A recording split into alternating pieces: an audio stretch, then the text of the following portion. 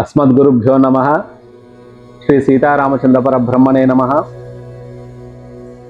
మనము ఏదైనా శుభకార్యం చేయడానికైనా కానీ లేదా ఆలయానికి వెళ్ళినప్పుడు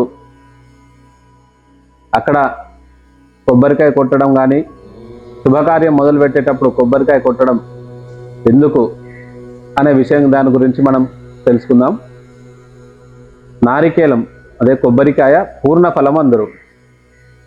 మనం అనుకున్న పనులు ఎటువంటి ఆటంకాలు కాకుండా పరిపూర్ణంగా అయ్యేటట్టు దీవించండి అని చెప్పేసి మన పెద్దవారిని మరియు మన కులదైవాన్ని లేదా ఇష్టదైవాన్ని నమస్కారం చేసుకొని సంపూర్ణంగా ఆ పని నిర్విఘ్నం కాకుండా ఆటంకాలు కాకుండా అయ్యేటట్టు చూడండి అని చెప్పేసి స్వామివారికి నమస్కారం చేసుకొని కొబ్బరికాయను కొట్టడం జరుగుతుంది.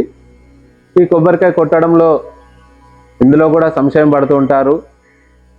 సరిగ్గా సగంలో పలిగితే అది మనం అనుకున్న కోరికలు నెరవేరుతాయని, లేదా మూడు వక్కలైతే కొంచెం ఇబ్బందులతో ఏర్పడతాయని, ఏదైనా కులిపోవడం జరగడమో, లేకపోతే అందులో కొబ్బరి లేక వట్టి కొబ్బరి పైన ఉన్న పొలుసులు ఉండడం వలన ఉంటే చాలామంది బాధపడుతూ ఉంటారు. ఇది ప్రకృతి నుంచి వచ్చిన ఫలం.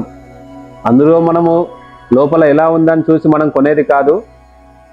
కాబట్టి అది ఏ విధంగా పలిగినా ఆ దేవునికి సమర్పించే దానిలోనే మనము నమస్కారం చేసుకుంటున్నాం. కాబట్టి ఎటువంటి సంశయం లేకుండా కొబ్బరికాయ ఎలా ఉన్నా కానీ దానికి స్వామివారికే చెల్లుతుంది. కాబట్టి ఏదైనా మనకు అనుమానం ఉంటే ఇంకో నారికేలం అంటే ఇంకో కొబ్బరికాయ తెచ్చుకొని అప్పుడు మనం స్వామివారికి సమర్పించడం జరుగుతుంది.